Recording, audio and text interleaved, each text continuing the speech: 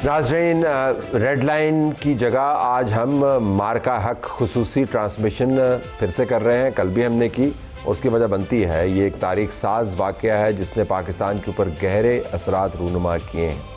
Format हमारा वही है, डिस्कशन हम करेंगे, लेकिन सवाल जो हम उठाएंगे वो ये कि जब जंगें होती हैं, उनके नताइज निकलते हैं, मुस्बत नताइज और मनफी नताइज माशरत के ऊपर, सियासत के ऊपर अपने गहरे असरात मुरतब करते हैं। तो एक साल होने को आया, हमने ये देखना है कि पाकिस्तान की सियासत के ऊपर इस जंग ने क्या असरात छोड़े, पाकिस्तान की गवर्नेंस के ऊपर इस जंग के क्या असरात है, और आने वाले दिनों में बहुत सारे ऐसे मामलात जिनसे हम सरफ़ नज़र करते रहे हैं, क्या इस जंग के तवस्सुत हमारे सामने खड़े हैं जिनको हम एड्रेस कर पाएंगे या नहीं।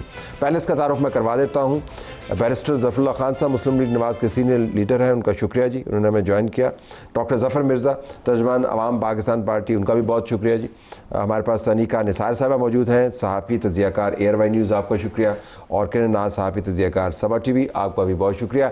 बीच में हम आपको सऊदी अरब भी ले जाना चाहेंगे, जहाँ से हमें खालिद अलमईना ज्वाइन करेंगे। उर्दू में हम उनसे बात करेंगे, फॉर्मर एडिटर हैं ऑफ अरब न्यूज़, क्योंकि इस तमाम साल के अंदर एक बहुत बड़ा वाक़या भी हुआ, पाकिस्तान सऊदी अरब का डिफेंस पैक्ट भी हुआ। तो सऊदी अरब का भी इंटरेस्ट बनता है ये जानने के लिए कि पाकिस्तान के अंदर सोच क्या है, और हम उनसे भी जानना चाहेंगे कि सऊदी अरब अब पाकिस्तान को कैसा देखता है। लेकिन starting with you quickly doctor साहब, आपसे, क्योंकि आपकी पार्टी जो पोजीशन करती है अपने आप को एज एन ऑपोजिशन, तो क्या बड़ा एक असर क्या है सियासत के ऊपर, अगर कोई है तो? जी बहुत शुक्रिया तलत साहब। सबसे पहले तो जी मैं ये अर्ज़ करना चाहूँगा कि जिस तरह आपने बिल्कुल बजा तौर पर फरमाया कि ये वाकई एक तारीख साज लम्हा था पाकिस्तान के लिए, और एक माइलस्टोन है पाकिस्तान की हिस्ट्री में, और हम सबको इसको सेलिब्रेट भी करना चाहिए, इसको अप्रिशिएट भी करना चाहिए। हैविंग सेड दिस, मेरा ये ख्याल है कि एक और भी मारकातुल हक की ज़रूरत है, और वो उसका रुख पाकिस्तान के अंदर की तरफ होना चाहिए। ये तो हमने बाहर की तरफ किया, अंदर की तरफ इसलिए होना चाहिए कि पाकिस्तान की जो समाजी सूरत हाल है, सियासत पे भी आएंगे, लेकिन मैं समाजी सूरत हाल की भी बात करें, जो सोशल इंडिकेटर्स हैं पाकिस्तान के अंदर गुर्बत बढ़ रही है, बच्चे स्कूलों से बाहर हैं, बच्चे स्टंटेड हैं, ह्यूमन डेवलपमेंट इंडेक्स मुस्तकिल डिक्लाइन कर रही है। तो एक मार्का जो है ना, वो हुकूकुल उबाद के लिए भी होना चाहिए पाकिस्तान के अंदर। वो लोग कहेंगे देखें ना जी, ये अब देखें ना, आप बीच में नमक डालना शुरू कर दिया उन्होंने, हम सेलिब्रेट कर रहे हैं, आपने that's going to be the response. मेरा रिस्पांस नहीं है, लोग कहेंगे आप जो मर्जी इसको कहें, लेकिन ये एक फैक्ट है, कड़वी हकीकत, ये कड़वी हकीकत है, और हमें इसे समझना भी चाहिए और इसके लिए कुछ करना भी चाहिए। चले, ये तो मार्का हक का एक असर हुआ कि आपने उसी हेडलाइन के नीचे एक और इशू को भी हाईलाइट कर दिया। वाकईतन हम मार्का हक के तवस्सुत ये चीज़ें हमें देखनी चाहिए, या मार्का हक स्टैंड अलोन सक्सेस है जिसको हमें सेलिब्रेट करना चाहिए, और ये इशू तो हम डिस्कस कर ही लेंगे।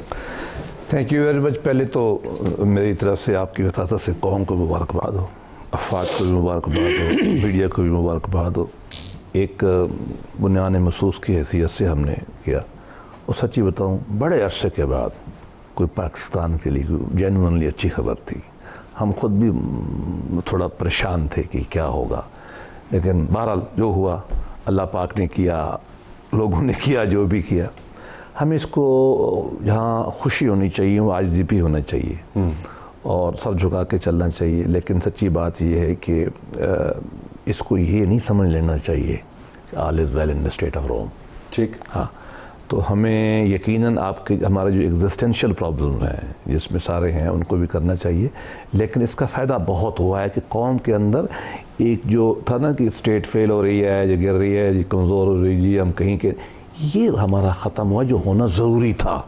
एक रिन्यूड कॉन्फिडेंस हमारी कौम में आया। नून लीग में भी ये सब कुछ यकीनन है, नून लीग में तवन्नाई है, ये नून लीग के अंदर भी फैसला किसी और उसकी वजह जो है ना, वो लोग जो हमें गालियाँ निकालते थे, वो जो लोग अफवाह गालियाँ निकालते थे, और वो लोग जो करते थे रोज़ चढ़ाई करते थे, हमारा दफ्तर के सामने रोज़ आके मेरे घर दफ्तर आग लगाते थे, दरख्त जलाते थे, वो भी बेचारे थोड़े से बड़ा मैं मजीद नहीं कहता, तो वो भी हमारे हैं। ये अंदरूनी मार्का एक हुआ है फ्रैंकली, वो भी हमारे ही हैं। वो रिट्रीट में गए हैं। मैं तब लफ्जों में पहला दिन नजर इतना नहीं मैं समझता हूँ, लेकिन हुकूमत को फायदा हुआ। रिन्यूड कॉन्फिडेंस में सब बातें शामिल है ना। ठीक है, अपोजिशन कम हुई, ठीक, लोगों का एतमाद बढ़ा, एनर्जी बढ़ी, कोई थोड़ा बाहर से कोई पाउंड डॉलर भी आएंगे, वेरी होप कि सऊदीया के साथ भी मामला ठीक होगा।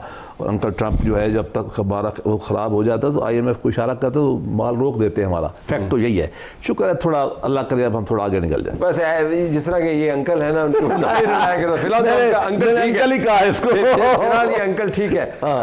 योर टेक, सियासत पर फर्स्ट इम्पैक्ट क्या है, बड़ा इम्पैक्ट सियासत पर फर्स्ट इम्पैक्ट तलत साहब ये है कि वो जो ही सेज शी सेज की सियासत थी फिलहाल वो साइड लाइन हो गई। ठीक, इसलिए बिकॉज कोई भी मिरेकल से कम नहीं था जो लास्ट ईयर हुआ है, और अगर ये ना होता तो फिर पाकिस्तान मुस्लिम लीग नून के लिए कोई आसानी ना होती। इसलिए क्योंकि वो जिस तरीके से सब्सिडीज छोड़ के गए थे PTI वाले, PMLN के लिए संभालना बड़ा मुश्किल था। एक इकोनॉमी के स्टूडेंट की हैसियत से जब मैं I used to study the entire situation, तो PMLN इन इटसेल्फ एक अचंभे के अंदर पड़ गई थी, एक अजीब सी सूरत हाल की अजीब कैफियत के अंदर थी कि अब सब्सिडी दे दी है उन्होंने, वापस भी लेंगे तब भी पांव पे कुल्हाड़ा, नहीं लेंगे तब भी पांव पे कुल्हाड़ा। सो वो वाली सिचुएशन से एक साई ऑफ रिलीफ मिला गवर्नमेंट को, चाहे हमारी अफवाज के कंधे पे मिला, चाहे सिनर्जी कह लीजिए सिविल मिलिट्री क़यादत की और अवाम की, या फिर आप इसको ये नाम दे दीजिए कि अल्लाह ताला की तरफ से कोई खास रहमत थी।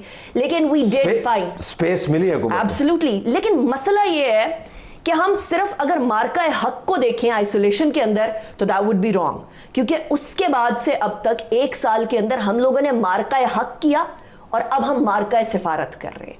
सो 2 मार्के हो गए, और इस दौरानिए में पाकिस्तान ने in the comedy of Nations जो अपनी स्पेस क्रिएट की है, दैट्स एग्जाम्पलरी। ये फॉरेन अफेयर्स के बारे में कहते हैं कि तमाम फॉरेन अफेयर्स जो हैं वो they are an extension of your domestic affairs. लेकिन यहाँ पे हमें लगता है कि जो खारजी अमूर हैं उनके जरिए दाखिली अमूर के ऊपर काफ़ी असर पड़ा। ये रिवर्स थोड़ा सा हो गया, तो हुकूमत फ़ायदे में रही, अपोजिशन बैकग्राउंड के ऊपर चली गई, क्या हुआ? नहीं, हुकूमत तो डेफिनेटली फ़ायदे में रही। हुकूमत इस तरह से फ़ायदे में रही कि वो जो बुनियानो मरसूस से पहले जो कुछ हो रहा था या जिस तरह की रिटालिएशन दूसरी तरफ से हुकूमत को बर्दाश्त करनी पड़ रही थी, उसमें हमने देखा वो हुकूमत को कुछ नहीं करना पड़ा। वो जिसने भी किया ग्राउंड पे, उसके बाद जो पीछे गए उनको भी हुकूमत ने नहीं रोका, वरना उससे पहले जिस तरह हुकूमत रोकने की कोशिश कर रही थी वो भी उल्टा हुकूमत के ही गले पड़ रहा था। उस वक्त भी हम यही बात करते थे और आज भी हम यही बात करते हैं कि वो जो स्पेस क्रिएट हुई थी हुकूमत के लिए, जितना कुछ हुकूमत को उससे अचीव करना चाहिए था हुकूमत वो नहीं कर पाई थी। और अगेन फिर यही हुआ कि वो सिफारती महाज पे बड़ा बेहतरीन तरीके से अब मामलात आगे बढ़े हैं।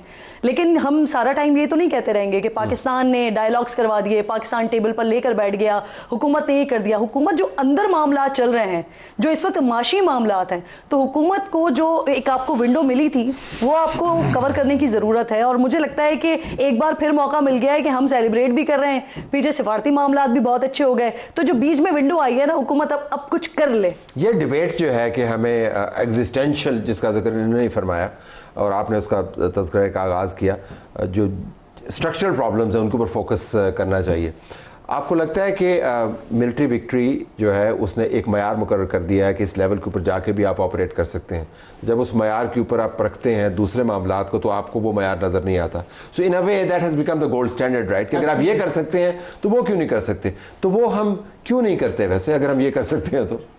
मेरा ख्याल है कि प्रायोरिटी की बात है। और मैं ये समझता हूँ कि जैसे मैंने पहले समाजी हवाले से बात की, अब सियासी हवाले से भी बात कर लेते हैं। तो मेरा ये पहली बात तो ये है कि जो मेरा ख्याल है मार्का हक था उसने बुनियाद रखी थी, जो बाद में सफारती मार्का जिसका इन्होंने जिक्र किया हुआ, क्योंकि जो गुडविल वहाँ कायम हुई थी वो फिर कंटिन्यू की और अब वो ऑप्टिक्स हमारे इतने बेहतर हो गए कि हम ये भी कर सके और लोगों ने फिर हमारे ऊपर एतमाद भी करना शुरू कर दिया, because we had proven something earlier. Having said this, जो अब हम दुनिया में ग्लोबल पीस डील्स की लीडरशिप ले रहे हैं और उसे चैम्पियन कर रहे हैं, मेरा ख्याल है बयाने ही वैसे ही एक इंटरनल पीस डील की भी ज़रूरत है, इंटरनल पॉलिटिकल पीस डील की ज़रूरत है। क्योंकि अगर इकोनॉमिक डेवलपमेंट और सोशल डेवलपमेंट हमने इस मुल्क में देखनी है तो उसका प्री कंडीशन है कि आपकी पॉलिटिकल स्टेबिलिटी हो मुल्क के अंदर। तो स्टेबिलिटी तो है, और स्टेबिलिटी क्या? नहीं, वो तो ये डिपेंड करता है कि to whom you ask this question कि स्टेबिलिटी है या नहीं है। नहीं, स्टेबिलिटी कहाँ पे नजर आती है? कोई एहतजाज हो रहे हैं, कोई सड़कें गर्म है, कुछ भी नहीं है। आप इजाज़त देंगे तो सब कुछ हो जाएगा। अगर आप इजाज़त मेरी नहीं तरफ से देंगे, इजाजत है, मैं तो कैमरा लेके पहुंच जाऊंगा। अगर मैं तो कहता हूँ, आप करें। एहतजाज के लिए इजाजत की थोड़ी जरूरत होती है, एहतजाज तो हो जाते हैं। अगर मीडिया को भी इजाज़त होगी तो फिर भी आप ये बात करें। योर टेक कि हम क्यों नहीं कर पाते? देखिए, पहली बात तो ये है कि मेरी अपनी ख्वाहिश ये है कि आज के दिन सिर्फ ज़्यादातर खुशी की बातें की जाएं। ठीक। वसल की शब न छेड़ किस्सा गम, ये फिर किसी और दिन सुना लेना। किस्से हैं हमारे गम के, मेरे शायद इनसे भी शदीद है। मेरे नज़दीक तो ये मसाइल ही नहीं है इनका जिक्र करते, मेरे एग्जिस्टेंशियल मसाइल और है। वो क्या है? आप रोल ऑफ रिलीजन पाकिस्तान में नहीं तय कर सके। स्टार्ट फ्राम जो कुछ भी आप देख रहे हैं, मेरे कल भी दोस्त फौत हो गए, डॉक्टर इदरीस साहब। Big problem, civil military relations, federalism, they the real problem. Stability है नहीं तो ये तो आउटकम है ना सारा का सारा। तो बहस फिर कहीं और भी नहीं, आज जो है ना, मैंने कहा रसल की शब है, हमने आज पाकिस्तान की तारीफें करनी है, हमने अपनी कौम का हिम्मत बढ़ानी है। हमारे हौसले टूटे हुए हैं बड़े अरसे से, आपको पता ही है, हमारे भी टूटे हुए हैं। आज थोड़ा हम अच्छी बातें करते हैं। आज हम ये बात करते हैं कि हमने हिंदुत्व को दान खटे किए। हम आप ये बातें करते हैं कि हमें कहते तुम फेल स्टेट हो। हमने साबित कर दिया है कि 6 गुना, और जो रीजनल जंडार में था, जिसको चाइना के बैलेंस में अमेरिका खड़ा कर रहा था, स्ट्रैटेजिक उनका वो था, और उनकी ग्रोथ भी हमसे आगे थी। उनको हमने जिसने भी किया, मैं इत्तेफाक करता हूँ, अल्लाह भी शामिल था, वाद भी शामिल थी, आप भी शामिल, सब कुछ थे। हमने उनके दान खटे किए हैं। हमने एक साबित करके दुनिया में इज्जत कमाई है। आज तो इसकी बातें करें। ओके, इस पे बातें करते हैं ज़रा हम। आपने जिक्र किया सफारती कामयाबी का, तो पाकिस्तान सऊदी डील हुई, ज़रा देखते हैं कि खालिद साहब इसका किस तरह तज्ज़िया करते हैं। अस्सलाम वालेकुम। वालेकुम अस्सलाम। बहुत शुक्रिया आपका। हमें बताइएगा कि पाकिस्तान सऊदी अरब के ताल्लुकात, रिलेशनशिप पिछले 1 साल में नेक्स्ट लेवल पर चले गए। मैं आपसे जानना चाहूँगा कि इसकी वजूहात क्या हैं? दोस्त तो हम हमेशा से बड़े गहरे रहे हैं, लेकिन नेक्स्ट लेवल के ऊपर दिफाई मुआहदे की सूरत में इसके पीछे मुहरकात क्या है? पाकिस्तान और सऊदी अरब के जो दरमियान अभी से नहीं 6-7 डेकेड से, जब से पाकिस्तान बना, relationships were good, strategic relations थे, इकोनॉमिक रिलेशंस थे, मोस्टली वन साइडेड। और अभी जो ये हुआ defence pact, that was a good thing for Pakistan. मैं पाकिस्तान के अंदरूनी हालात पर कमेंट नहीं कर रहा हूँ, but at the same time जो आपके स्पीकर्स ने बात किया पहले, इट्स इम्पोर्टेंट कि भी डोमेस्टिक फ्रंट पर भी आप के पास ऐसे प्रोजेक्ट्स हो और मामलात हों जो आप खुश रहें। On the international front, yes, Pakistan ने काफ़ी पॉइंट्स स्कोर किया। आपके क्रिकेट के लैंग्वेज में उन्होंने सेंचुरी स्कोर किया इसके बाद इसमें, but at the same time you have to marry both domestic and international. As far as Saudi Arabia is concerned, इलाक़ात अच्छे हैं। सऊदी अरब ने अभी देखा पाकिस्तान को एज एन एलाई, पहले से उनके एलाई थे। पाकिस्तान के फोर्सेस ट्रेनिंग कर रहे थे 1960s में और इवन 70s में, और पाकिस्तान पर काफ़ी भरोसा है, काफ़ी इन पर ट्रस्ट है सऊदी अरब का। So I think the next step will be to also focus on development, economics, social development, so इसको एक ही लेवल पर लाए। So this is my main feeling. Pakistan on the international scene काफ़ी उन्होंने पॉइंट स्कोर किए हैं। Mediator between 2 big powers, China है, USA है, यूरोप के कोई लोग आए हैं, ईरान के जो इश्यूज हैं। So I think it has been a good point for Pakistan, but we should not be happy.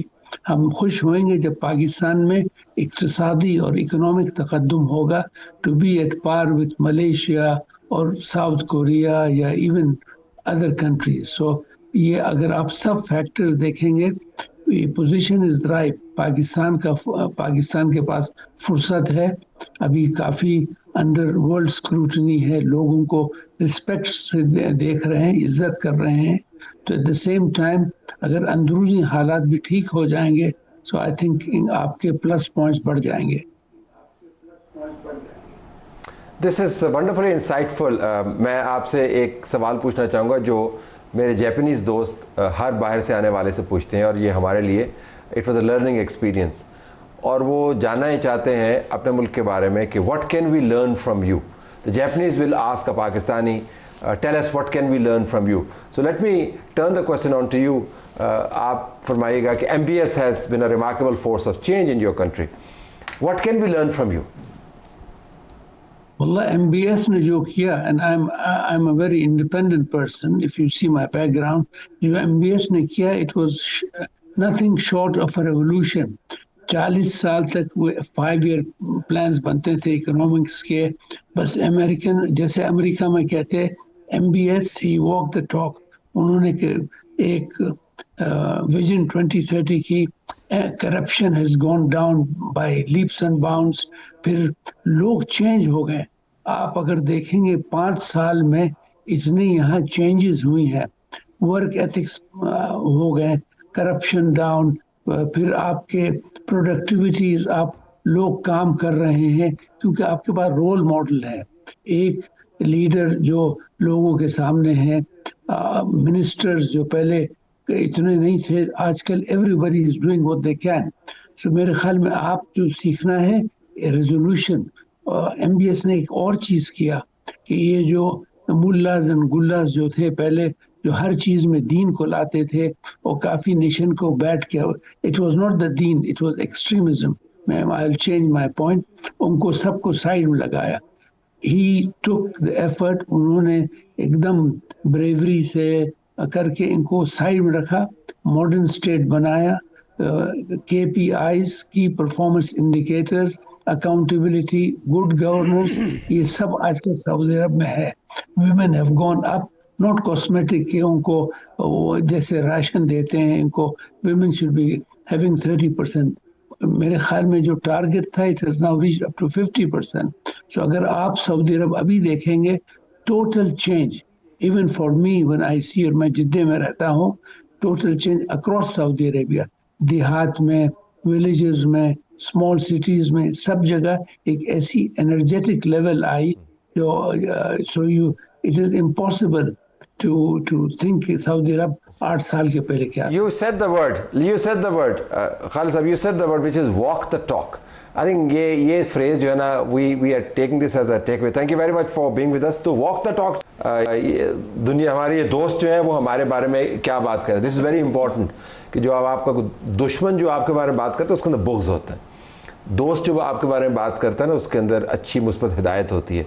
सो क्या हमने सीखा? बड़ी इंपॉर्टेंट बात कही है खालिद अनबहीना ने कि आपके अंदरूनी मामला ठीक हो जाएं तो बैरूनी मामला के साथ ऑटोमेटिकली हम आहंग हो जाते हैं। वो अब अंदरूनी मामला कैसे ठीक करें? वैसे तो बैरिस्टर साहब ने कहा सारी अच्छी बातें करें, वो बाकी सुमुन बुकमुन हो जाए, लेकिन ऐसा हो नहीं सकता। उन्होंने नहीं कहा कि हम तो अच्छी बातें करेंगे, आप करते हैं क्रिटिकल करें। सो बेसिकली हम तो as a journalist we will do that, because देखिए एक तरफ मईशत, 24वीं दफा आप IMF के पास जा रहे हैं, हर कोई कहता है हमने मईशत को सही पटरी पे चढ़ा दी है, लेकिन द फैक्ट इज कि आज भी माशी तौर पर हम लोगों को at one point in time ये सोचना पड़ता है कि डिफेंस हमारा फेडरल का सब्जेक्ट है, और हमारे पास जब हम लोग पूरी की पूरी पेमेंट्स दे देते हैं, इंटरेस्ट पेमेंट्स, तो उसके बाद हमारे पास बचता क्या है फेडरल के पास? हम दे देते हैं सारी चीजें अपने सूबों को। 18th अमेंडमेंट के बाद ज्यादातर चीजें सूबों के पास है। Do they have the capacity and the capability? Resource allocation की बात है, बिल्कुल ठीक। एंड देन वी हैव आए रोज हम लोगों को ये मसला पड़ा होता है कि हमारा फॉरेन एक्सचेंज, फॉरेन रिजर्व ठीक है या नहीं है। कभी सऊदीया से ले लिया, कभी UAE से ले लिया। 10 मई 2025 से पहले वाला पाकिस्तान और 10 मई 2025 के बाद वाला पाकिस्तान, इसके अंदर सिर्फ ये फख्र नहीं होना चाहिए दैट वी चेस्ट थंप, ये डिफरेंस भी होना चाहिए कि पाकिस्तान ने अपनी माशी पटरी के ऊपर अपनी रेल को चढ़ा लिया। Okay, leave it here. Rail को हमने धक्का भी लगाना। तो आपके पास आएंगे कि इस रेल को धक्का लगा के हमने आगे कैसे लेके जाना है। It's very very important. जब चीज़ें सही हो रही हों तो उस वक्त उन चीज़ों के ऊपर तवज्जो देनी चाहिए जो सही नहीं है। ये कामयाबी का राज है, सिर्फ सेलिब्रेशन नहीं करनी। ब्रेक के बाद वापस आएंगे तो करें नाज हमें बता रही होंगी दूसरे पैनलिस्ट के साथ कि इस रेल को पटरी पर तो हमने चढ़ा दिया, अब इसको चलाना भी है।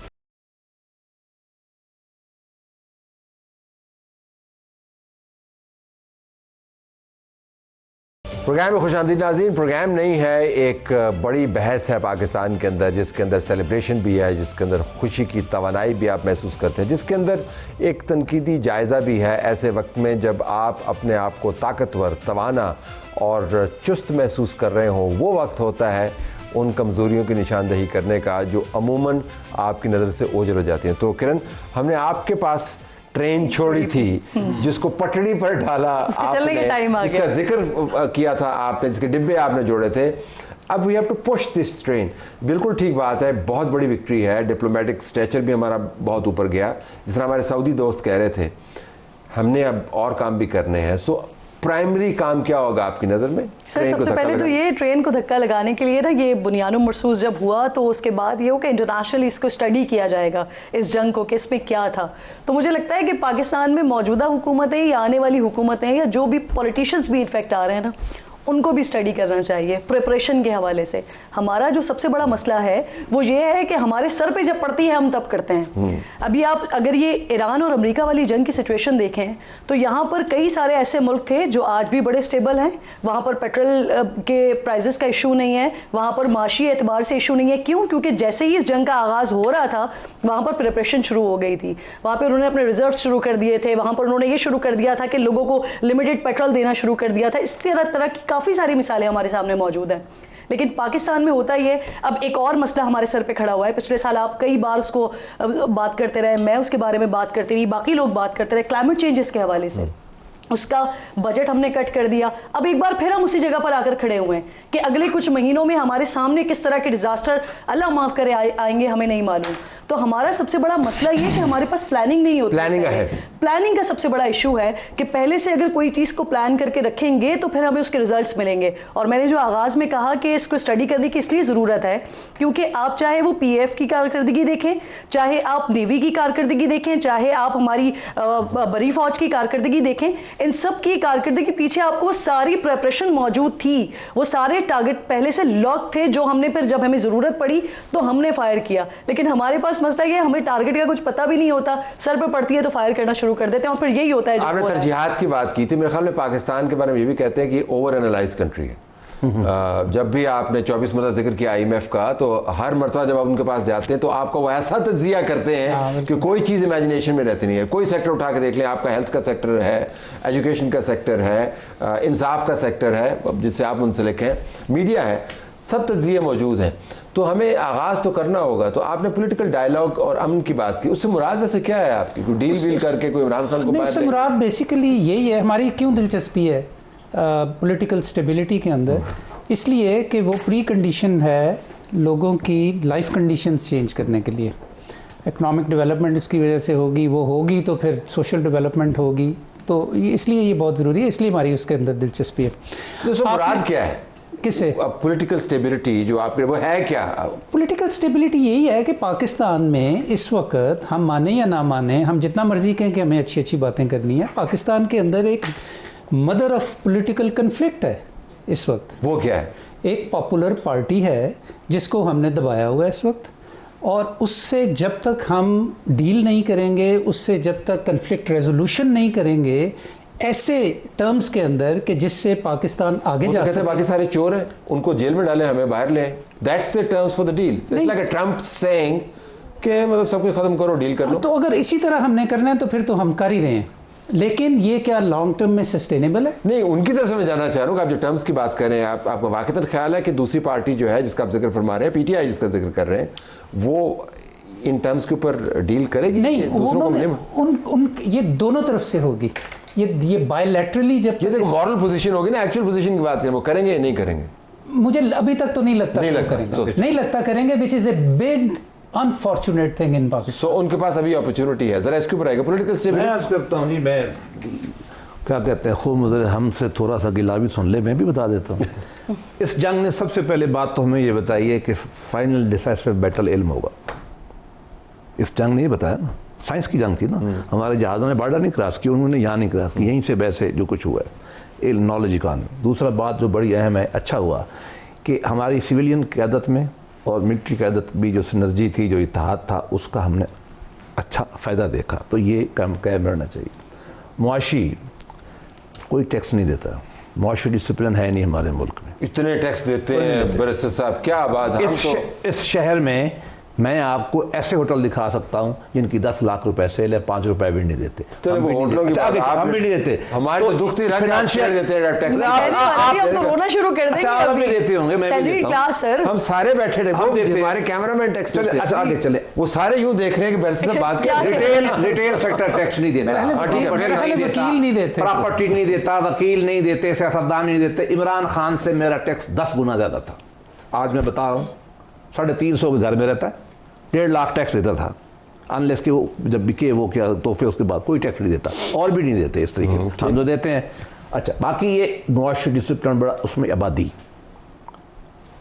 अच्छा, क्या कहते हैं कि अपने मुआशियत के तेल के ज़राए, एनर्जी के ज़राए को डाइवर्सिफाई करना, ये बहुत ख़तरनाक काम है। एक जगह रुक जाएगा तो आप रुक जाएंगे। क्लाइमेट, सोलर तो लगाने नहीं देते लोग, सोलर लगाते हैं तो बंद कर देते हैं। अब आ जाए समाजी पे। बदकिस्मती से ऐसा गालम गलौज का कल्चर डेवलप हुआ है कि हमारी समाजियात टूट चुकी है। बहुत बड़ा गहरा जख्म है, इसको हमें एड्रेस करना है। सियासी बात हमने पाकिस्तान की तारीख में नहीं देखा है, हमें भी फौज से लाख गिला है। किसी को सबसे बड़ी गाली निकालनी हो तो आप क्या कहते हैं, ये गद्दार है। मीर जाफर, मीर सादिक किसने सुना है? हमने सुना है ना।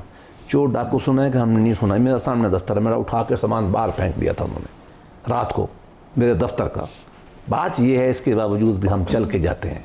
जरदारी चल के जाता है, बिलावल जाता है, शहबाज शरीफ जाता है, और बात करते हैं। किससे करें, कितनी करें, कितनी करें? हम बिल्कुल तैयार हैं। किससे करें? हिटलर से बात हो सकती है, फाशिज्म से हो सकती है, जो मुतलिक अपने आप को अक्ल मुतलिक समझे, उससे बात हो सकती। हम आज भी तैयार हैं, बशर्ते कि उनको ये कन्विंस कर लें। आखिरी बात जी, देखिए मेरा अपना ख्याल ये है कि अब हमें इलाकाई इत्तेहाद में जाना चाहिए।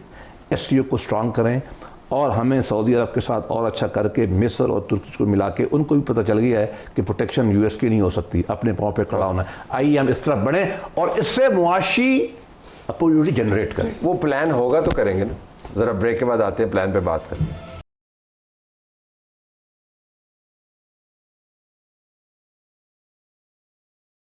ट्रांसमिशन में खुश आमदीद। हमने बड़ा मार्का मार लिया, दूसरे मार्के हमने सर करने हैं। ज़रा सियासी बात हम करना चाह रहे हैं कि वाक़तन क्या अब डायलॉग का वक्त आ गया है, या आपके ख्याल में सब कुछ तब्दील तो नहीं होता एक जंग के बाद, और सियासी मामला वहीं पे खड़ा है जहां पर जंग से पहले था? हनूज दिल्ली दूर तलत साहब, इसलिए क्योंकि गवर्नमेंट इस टाइम पर उस इंप्रेशन में है कि अब हमें ज़रूरत नहीं है किसी से बात करने की, अब हम ठीक हैं, अब हम स्टेबल हैं। स्टेबिलिटी के टाइम पर क्या ज़रूरत बात तब की जाती है जब आप पॉइंट ऑफ वीकनेस पे हो। पाकिस्तान तहरीक इंसाफ उस पॉइंट के ऊपर है जहां PTI समझती है कि ठीक है, अब इमरान खान साहब को बाहर तो नहीं निकाल सकते, तो खुद अपने अपने काम करते चले जाएं। इसलिए क्योंकि इतने सारे फैक्शंस उनके अंदर खुद हैं कि बहनें एक तरफ हैं, सियासी लीडर्स जिन्होंने भुगता है, जिन्होंने सफर किया जेन्युइनली, वो एक तरफ है, और आपस में इनकी टसल नहीं खत्म हो रही। तो पहले तो ये आपस में बात कर लें PTI वाले, ताकि अपने इख्तलाफ खत्म कर लें। उसके बाद ये डिसाइड कर लें इन्होंने बात किससे करनी है, हुकूमत से करनी है, फौज से करनी है, दोनों से मिलकर करनी है, क्योंकि फौज तो इनसे बात नहीं करेगी। It is absolutely a stalemate. ताली 2 हाथों से बचती है, नहीं तो थप्पड़ पड़ता है, नहीं तो थप्पड़ पड़ता है। वो ट्रेन वाली आपने जो बात की थी ना, वो बेसिकली PTI ने ट्रेन मिस की है। उनको बहुत ज़्यादा विंडोज़ मिली थी और बहुत दफ़ा विंडोज़ मिली थी। वो नवंबर में भी मिली थी, वो उससे पहले भी मिली थी, वो इलेक्शन से पहले भी मिली थी, लेकिन वो वहाँ पर वो 1.5 ईंट की मस्जिद जो चलती रही और आज इस पोजीशन में आ गए। अब अपनी ही पार्टी के अंदर हिस्से बकरे हैं और अब समझ नहीं आ रहा, और हुकूमत भी अब उस इंप्रेशन में है कि ठीक है, अब हम उस जगह पर खड़े हुए हैं कि हमें ज़रूरत नहीं है। लेकिन आपने ज़फर ने एक पॉइंट रेज किया था विच आई थॉट वाज इंपॉर्टेंट, कि जब आपके पास चीज़ें ठीक हो रही हों, तवानाई भी महसूस कर रहे हों और आप खुश भी हों, स्पेस भी अवेलेबल है, तो ट्रेन को जरा उल्टा चला के वापस उनके पास ले जाए। साहब वो ट्रेन चला चुके हैं ना, ऐसा नहीं है कि यहाँ पे गवर्नमेंट को बैठ के डिफेंड किया जा रहा है, लेकिन क्या गवर्नमेंट ने नहीं कोशिश की या गवर्नमेंट ने नहीं चाहा कि किया जाए? क्या राना सनाउल्लाह साहब और दीगर लोग उस टीम का हिस्सा नहीं थे कि 2-3 दफा बात हुई, या उससे पहले भी, इलेक्शन से पहले भी जो हमने देखा था, तो ये जो फिर खान ऐसे ही साहब रहेगा आए क्या? और आगे उन्होंने कह दिया कि जी उन्होंने तो कोई डील ही नहीं करनी, ये ऐसे ही कोई बात ही नहीं करनी। ऐसे ही रहेगा। सर लगता तो ऐसा ही है कि ये ऐसे ही रहेगा। देखिए मेरा ज़ाती एनालिसिस यही है कि खान साहब के जो फाशिज्म का लेवल है ना मेंटल, और कि एब्सोल्यूट ट्रुथ में हूँ, अल-हक मैं हूँ, उससे किसी खैर की तवक्को नहीं है। और तारीख़ इंसानी ये बताती है कि ऐसे लोगों का अंजाम फेड होने के अलावा कोई नहीं, और फेड होने में भी उनमें ताकत का इस्तेमाल होता है। हिस्ट्री यही बताती है। मुझे आज भी दुख है इस बात का कि वो एक उम्मीद बने थे लोगों की, उन्होंने पानी फेरा। मैं आज भी इस बात पे तैयार हूँ कि हमारी पार्टी उनके जो बाकी लोग हैं उनके दिलों में जख्म रखे, उनको अपने लेके आगे चले, अपना हाउस ऑर्डर कर, हम तैयार हैं। लेकिन डॉक्टर साहब गालियाँ खानों की भी हद होती है। गाली खाने के योर टेक ऑन दिस? मैं इस कैच 22 की जो सिचुएशन है पॉलिटिकल पाकिस्तान में, मैं ज़रा इससे आगे की बात करना चाहता हूँ, और वो ये है बीइंग मोर प्रैग्मेटिक। इस वक्त जो पाकिस्तान के अंदर कॉन्फिडेंस है, जो कि मार्का हक से शुरू हुआ और इस वक्त हमारी डिप्लोमेटिक सक्सेस पे है, मैं ये चाहता हूँ कि ये कॉन्फिडेंस जो है पाकिस्तान में गवर्नेंस इम्प्रूव करने पे किया जाए। और आपके सऊदी अरेबिया के जो बंदे थे वो भी आपको यही कह रहे थे, हम इस वक्त चीज़ों को मैनेज तो कर रहे हैं लेकिन हमारी गवर्नेंस ठीक नहीं हो रही, और वो ठीक नहीं होगी जब तक हमारी लीडरशिप हम प्रोवाइड नहीं करेंगे। आपको पता है कि आज जब हम ये बात कर रहे हैं तो पाकिस्तान में बच्चों के अंदर HIV फैल रहा है, ठीक है? ये इशू टेक्निकल नहीं है। वो हेल्थ केयर सिस्टम जहाँ से लोग शफा लेने के लिए जाते हैं वो बच्चों को इन्फेक्ट कर रहा है HIV से, और ये एक्चुअली गवर्नेंस क्राइसिस है। सर कराची में हर बच्चे 4 में से 1 बच्चे के खून में शीशा मिल रहा है। HIV ये पंजाब में तो नहीं है ना? पंजाब में सबसे ज़्यादा है। तो वो पंजाब वाले तो कह रहे थे कि HIV पे जिसने बात की पंजाब में बात ही नहीं करनी चाहिए। पंजाब में सबसे ज़्यादा है। वो डेटा भी शेयर नहीं करते फेडरल गवर्नमेंट के साथ, इसीलिए प्राइम मिनिस्टर ने अब एक टास्क फोर्स बनाई है। एंड मैं भी उसका हिस्सा हूं। पीका तो नहीं है उस पे। द पॉइंट इज कि इस पीका कौन है? पीका उनका मसला ना हो जाए ना, मैं कह रही हूँ वो चेक कर लें उस पे पीका का। द पॉइंट इज पीका इज वेरी वीका। इस सारी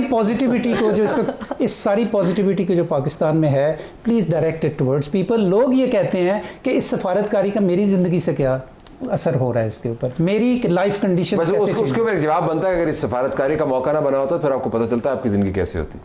अगर हिंदुस्तान ने खुदा ना खास्ता वो प्लान इम्प्लीमेंट कर दिया होता जो उनके तसव्वुर में था, और उस तरीके से होता जो उनके तसव्वुर में था, और उस मफरूज़े भी होता जो उनके तसव्वुर में था, तो शायद हम में से बहुत सारे लोग ये सवाल ना उठाते कि जिंदगी पे बहुत असर पड़ना है। बट आई हियर यू कि लोगों की तरफ हमने डायरेक्ट करा। Exactly. That is the challenge, right? बिल्कुल ऐसा ही है सर। वो ये इस चीज़ पर तो अल्हम्दुलिल्लाह कि जो कुछ हमने किया, लेकिन अब मसला ये है कि 1 साल उस सिचुएशन को गुजर गया। अब जो नया वक्त आ रहा है उसमें लोगों के घरों का क्या।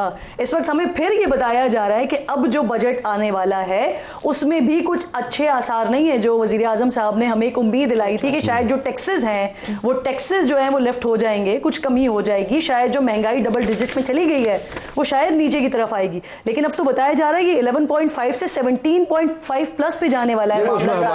तो हमने तो सुन लिया, और मैं बिल्कुल कहता हूं कि वजूदी मसाइल है, हमने आओ जंग करते हैं, जिहाद करते हैं अपने मसाइल से। ये 2 दानिश्वर हमारे साथी ये बता दें कि मीडिया को क्या इस्लाह करनी है। क्या मीडिया को क्या? मीडिया पे मैं आती हूँ तलत साहब। आई फर्स्टली वांटेड टू ऐड कि पाकिस्तान का मसला ये नहीं है कि दिस और दैट, ठीक। पाकिस्तान का मसला ये है दिस एंड दैट। हम इस बात को क्यों डिमोनाइज कर रहे हैं कि हम क्यों डिप्लोमेसी कर रहे हैं? It's a very good thing, it is an amazing thing, होनी चाहिए। पाकिस्तान का वकार इस टाइम पर दुनिया में, जहां हैशटैग आइसोलेट पाकिस्तान के ट्रेंड्स बनाता था इंडिया, आज वो कह रहे हैं कि ये क्या हो गया, कैसे कर सकता है Pakistan. So that needs to be done, and this जो हमारे घर के मसाइल हैं वो भी हल होने की बराबर के चल रहे हैं। Don't be blind towards. आपका सवाल जो अपनी जगह पर मौजूद नहीं, वो जरूरी है। मैं उसका बिल्कुल जवाब देने को तैयार हूँ, लेकिन नहीं आपको नहीं, यू आर एक्सेप्शन। नहीं, मैं बिल्कुल, मैं मुल्क की बात, मैं तो खुद अपने फील्ड पे बहुत तनकीद करता हूँ, लेकिन वो किसी और वक्त भी उठा रखेंगे। वक्त खत्म हो गया हमारा। आप चारों का बहुत शुक्रिया नाज़रीन। जब खबरों के बाद हम वापस आएंगे तो आपके सामने मार्का हक की एक और शक्ल रखेंगे। Stay tuned for that. Marka Haq की खुसूसी ट्रांसमिशन में खुशामदीद। जंगें सिर्फ लोगों की, कौमों की और रियासतों की किस्मतें नहीं बदलती हैं, वो सोच भी बदलती हैं। जंगों से सीखने वाले बहुत कुछ सीखते हैं और 4, 5, 6 दिन हो या सालों पर मुहित हो, जंगें आपका पर्सपेक्टिव तब्दील कर देती हैं। पाकिस्तान ने इस जंग से क्या सीखा?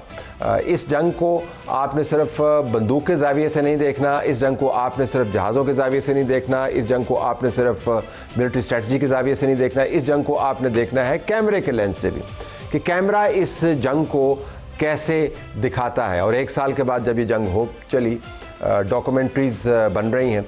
पाकिस्तान टेलीविज़न डिजिटल ने एक डॉक्यूमेंट्री बनाई है, कॉम्प्रिहेंसिव डॉक्यूमेंट्री है, जो अभी रिलीज़ होना बाकी है। तो आज हमने उनकी तमाम टीम को अपने स्टूडियो में दावत दी है, जिसके अंदर उनके कंटेंट प्रोड्यूसर्स भी मौजूद हैं, उनके एग्जीक्यूटिव प्रोड्यूसर्स भी मौजूद हैं, उनकी एंकर भी मौजूद हैं। और इसमें आपको एक ख़ास फ़र्क नज़र आएगा कि जो नई जनरेशन है उसका ख़्याल जंगों के बारे में, उसका ख्याल हिंदुस्तान के साथ ताल्लुकात के बारे में, उसका ख्याल पाकिस्तान के बारे में इस जंग से पहले कुछ और था। इस जंग ने बहुत सारी चीज़ों को बताया, लेकिन अब डॉक्यूमेंट्री के ज़रिए वो तमाम चीज़ें इकट्ठी हो गई हैं।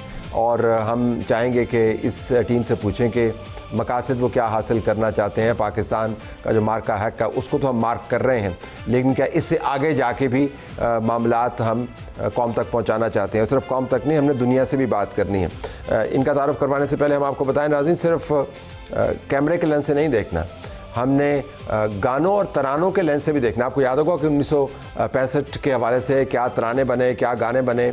वो तराने और गाने आपके दिलों को गरमाते हैं और आपको बाज़ औक़ात गूज़ बम्प्स देते हैं कि जब आप सुनते हैं और उसके साथ अगर हक़ाइक़ जुड़े हुए हों तो फिर उसकी उठान और होती है। तो सिर्फ तराने नहीं हैं, जब जीत के साथ तराने जुड़ जाते हैं और गाने जुड़ जाते हैं तो उनकी एक और उठान है। लेकिन तराने जो बनाने वाले हैं या गाने बनाने वाले हैं वो भी तब्दील हो गए हैं। ये जंग टेक्नोलॉजी के बारे में थी। इस जंग में जितनी टेक्नोलॉजी जिस अहसन तरीके से इस्तेमाल हुई, अगर उसी तरीके से हम उसको गाने में भी इस्तेमाल करें तो क्या बनता है। समा टेलीविज़न ने AI के ज़रिए एक गाना / तराना बनाया, जो उनके प्रोड्यूसर हैं वो भी हमारे पास मौजूद हैं। तो हम डॉक्यूमेंट्री से बात का आगाज़ करते हैं। साकिब तनवीर जो एडिटर इन चीफ़ हैं पाकिस्तान TV डिजिटल के, उनका शुक्रिया, उन्होंने इस डॉक्यूमेंट्री को सुपरवाइज़ किया, हमारे साथ मौजूद है। उनके बराबर में फैसल शकील हैं जो एडिटर न्यूज़ हैं पाकिस्तान टेलीविज़न डिजिटल, दोनों का शुक्रिया जी।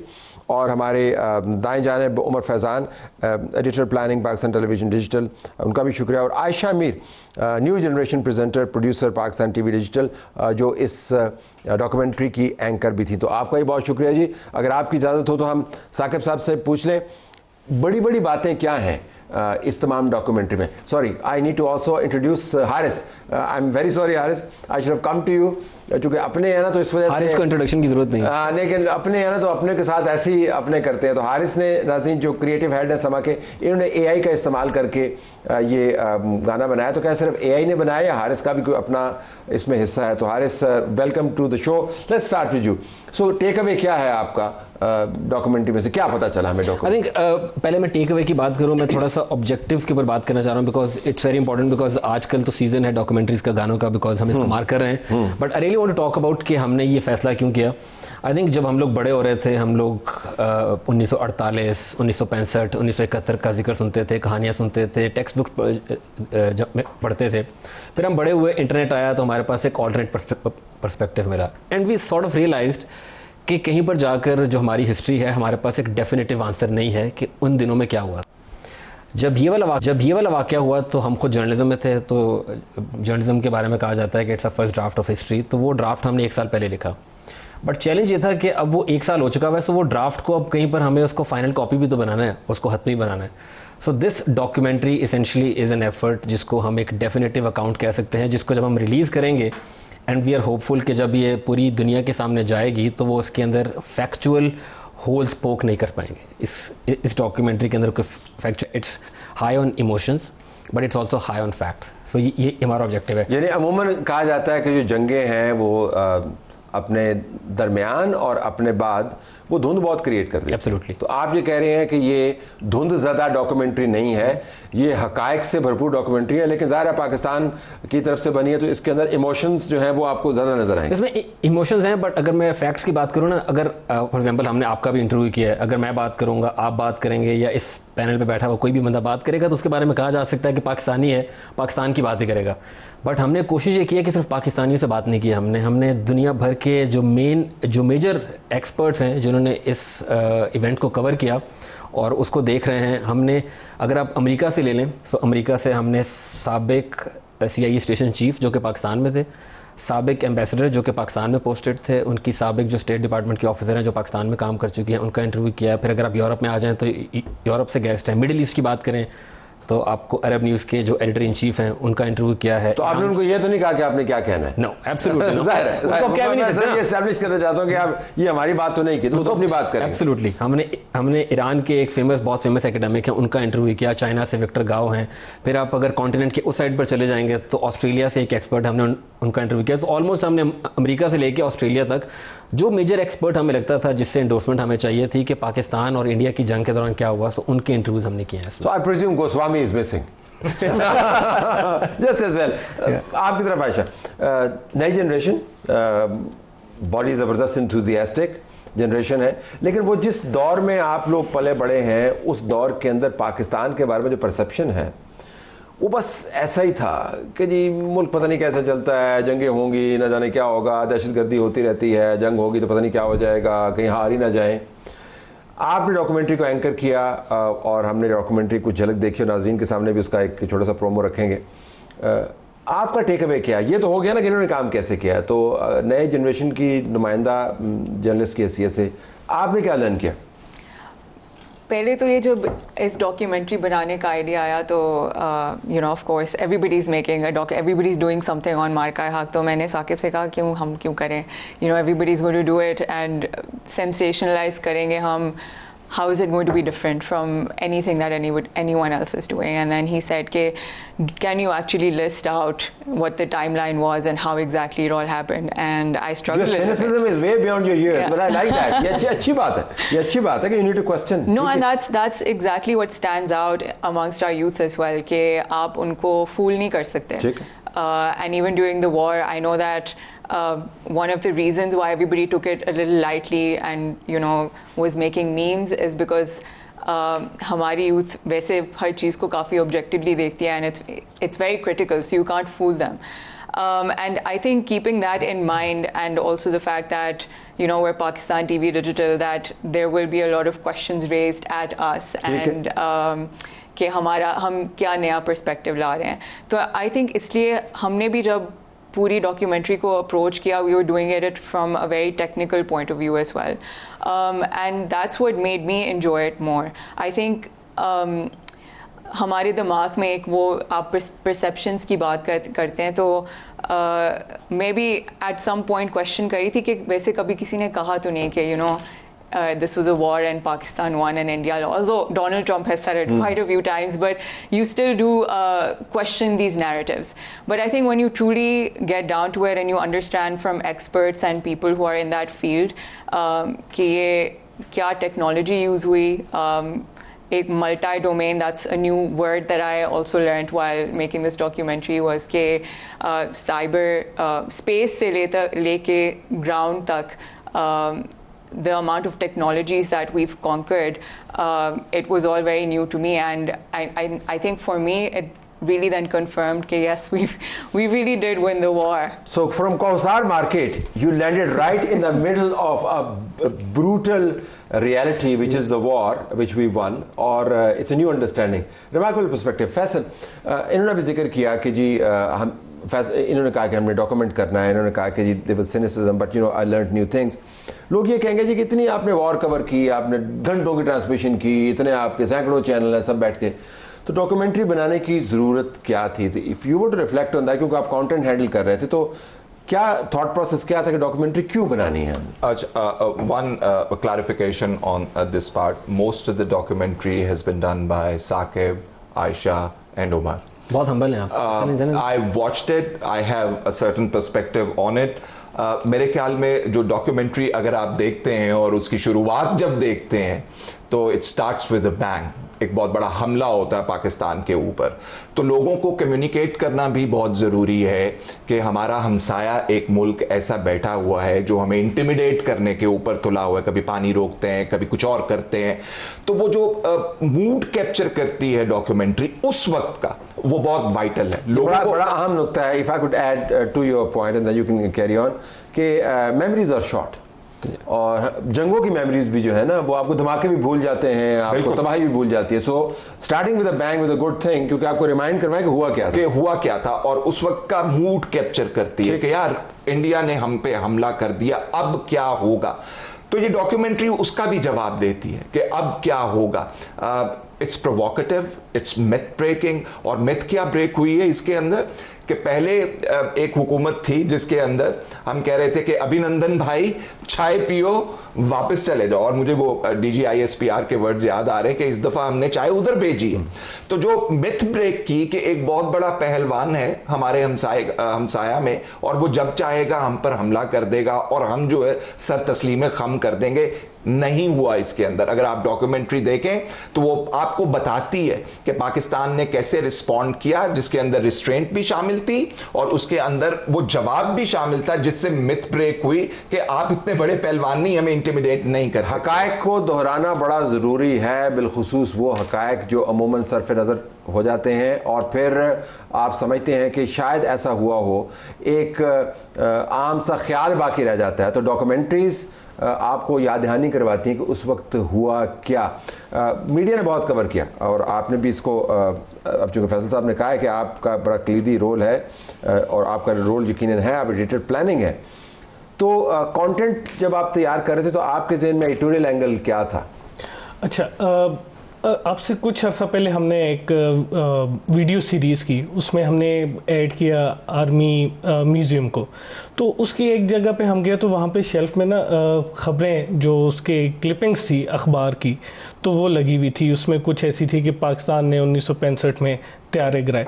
तो जो मीडिया होता है ना, वो प्रिजर्व करता है हिस्ट्री को, और वो उसका एंगल आप किताबें भी लिखी जाती हैं लेकिन किताबों में तजिए ज़्यादा होते हैं, खबर जो होती है वो स्ट्रेट होती है। तो सबसे पहले ये था कि एक वो इतना बड़ा इवेंट हुआ था तो उसकी क्लिपिंग्स आज तक मौजूद हैं और वो म्यूजियम का हिस्सा है। लेकिन वो म्यूजियम का हिस्सा है, म्यूजियम ये अब आप पब्लिक म्यूजियम में ले गए। हाँ, ये वो म्यूजियम के अंदर थे, आपने रिसाई नहीं, बिल्कुल रिसाई नहीं। तो एक तो ये हो गया कि आपने इसको पब्लिक रेल्म में लेके आना, मैस सर्कुलेशन।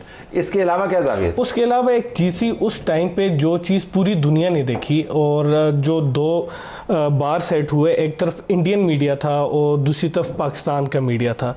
पाकिस्तान ने 5-6 जो जंगी तैयारे हैं इंडिया के वो गिराए, उसके बावजूद आप जितने भी चैनल देख रहे हैं उस पर फैक्ट बेस रहे। 5 को 50 नहीं बनाया, ये नहीं बता दिया कि उनके जो पायलट हैं वो भी हम पकड़ के ले आए। हमें पता था बाद में ट्रंप ने आना, उसने खुद ही 11 कर देने। तो फैक्ट बेस चीज़ें, अच्छा वो चीज़ें फिर भूलती जाती हैं। अब इस डॉक्यूमेंट्री में जितने भी एनालिस्ट हैं, आपका भी हमने इंटरव्यू किया और भी इंटरव्यू है उसमें, वसीम बदामी, आसमा शिराजी, मेहर बुखारी। अच्छा कि आपने नाम ले दिए, लोग ये ना समझे कि इस वजह से प्रोग्राम कर रहा हूँ, मेरा इंटरव्यू किया, मैं छोटा सा हिस्सा हूँ उसमें। और आपने वैसे कितने इंटरव्यूज किए? हमने 20 इंटरव्यू किए हैं।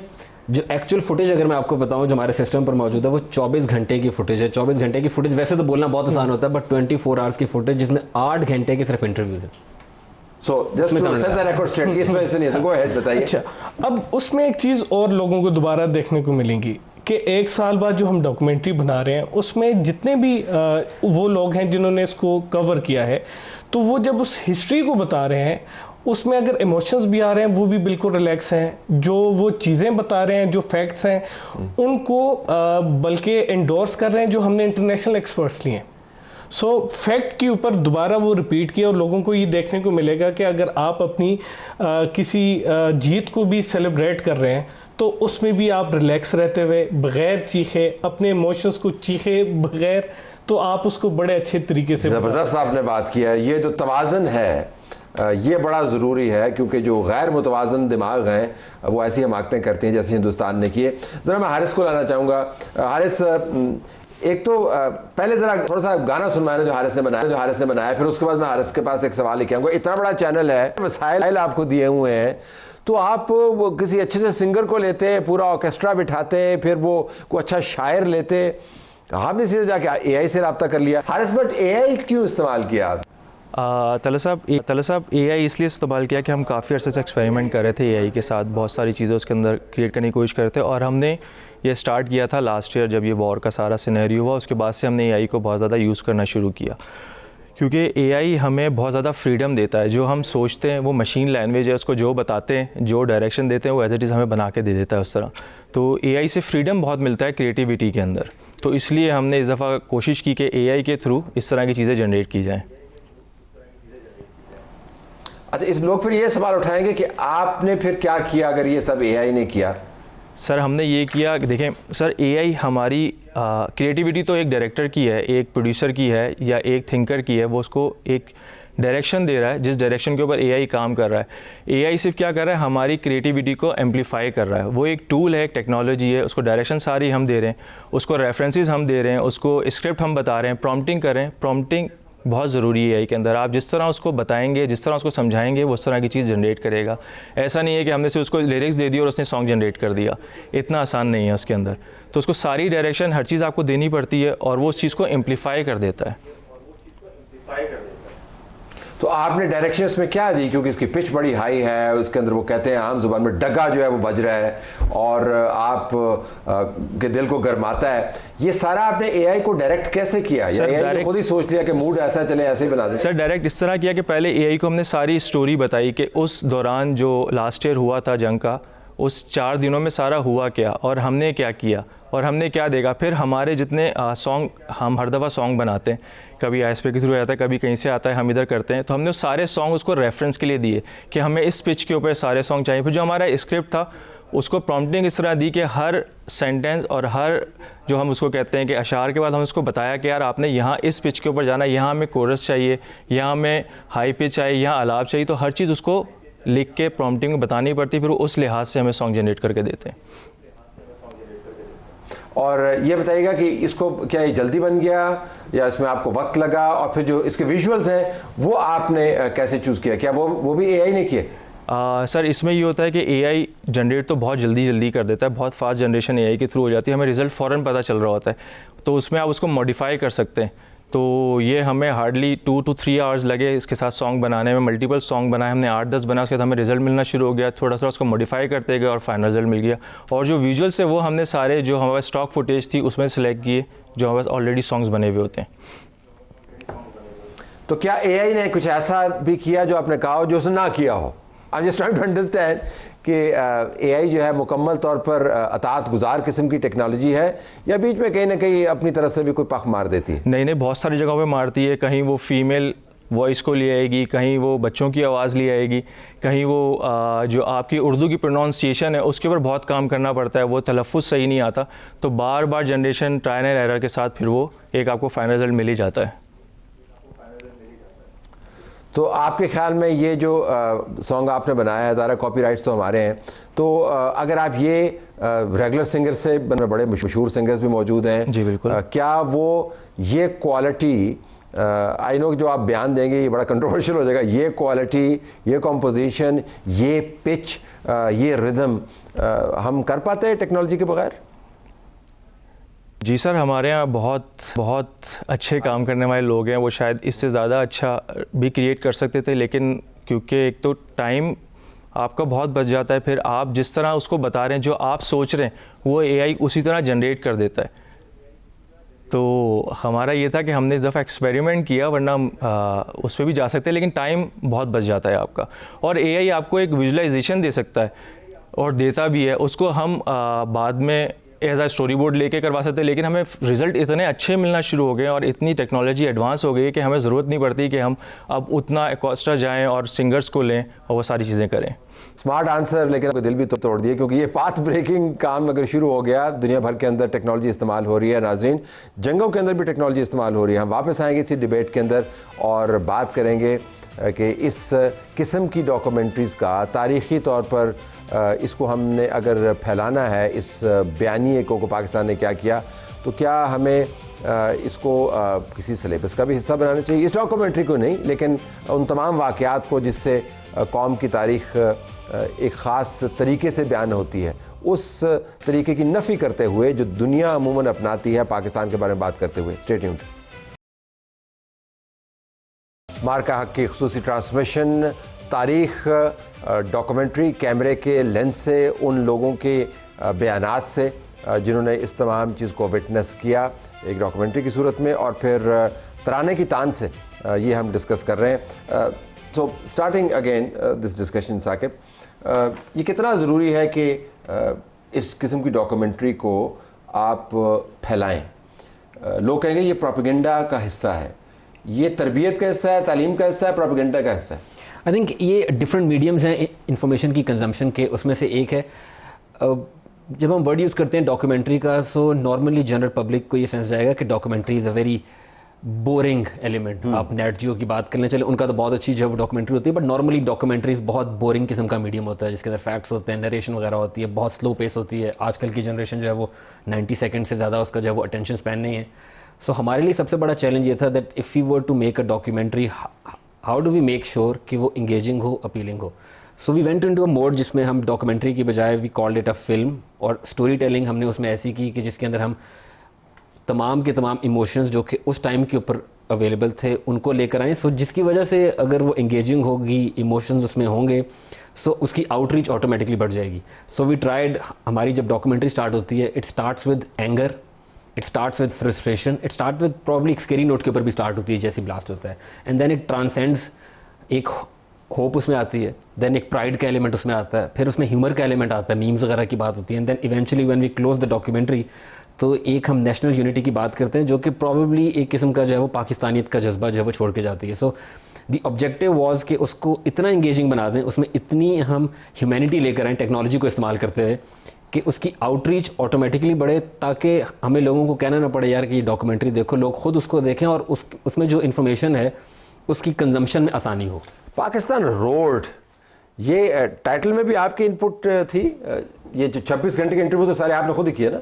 That's a long duration of interviews, उसमें मैं अभी आता हूँ। तो ये जो टाइटल है पाकिस्तान रोड, ये इसमें आपकी इनपुट थी कि नहीं थी? इसमें थी, although by the time that we were getting to the titles and the promos, I think मैं interviews करके काफ़ी थक चुकी थी।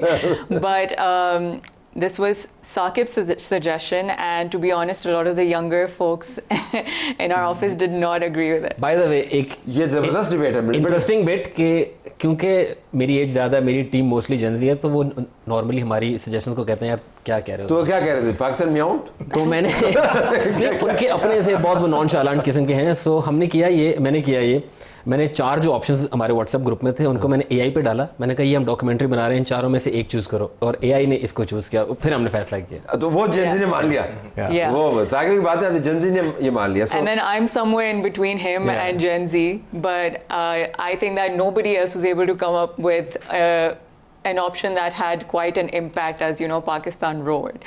So I said, okay, fine, you know, it's not cool enough for the younger folks, but let's just go ahead with it, because आपको भी अब जब इसको कहते हैं तो you know you can road say बहुत एक yeah. स्ट्रॉन्ग लफ्ज़ है, वो आपको एक नए जज्बे और तवानाई के साथ फिल करता है। Quickly 30 seconds before you go into the break and then we come back here again.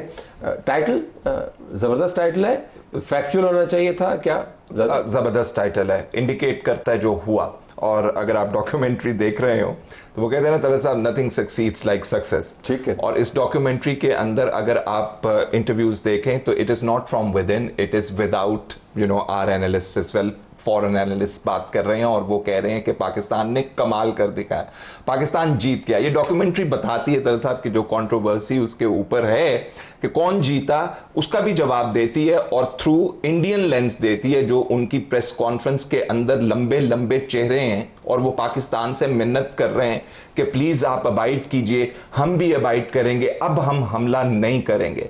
तो जो आप इस वक्त सक्सेस देख रहे हैं टॉक्स के अंदर, अमेरिकी सदर जो हैं वो आर्मी फील्ड मार्शल साहब की, प्राइम मिनिस्टर साहब की जो बातें कर रहे हैं, आई फील कि ये वो कंटिन्यूएशन है उसी की जो हमने मात दी इंडिया को उसको। तो वो बड़ा जबरदस्त टाइटल है इस हवाले से, मात दी। Thank you so much. बात थी। ब्रेक के बाद आते हैं तो फिर हम जरा डॉक्यूमेंट्री और सॉन्ग के बारे में थोड़ी सी और बातें करते हैं। मार्का हक की खुसूसी ट्रांसमिशन में खुशामदीद। उमर ज़रा ये बताइएगा, अभी दिलचस्प बात हो रही थी कि अंदर खाने जो बात होती है, जो लोग बना रहे होते हैं, उसके ऊपर लोगों की अपने रिफ्लेक्शंस होती हैं।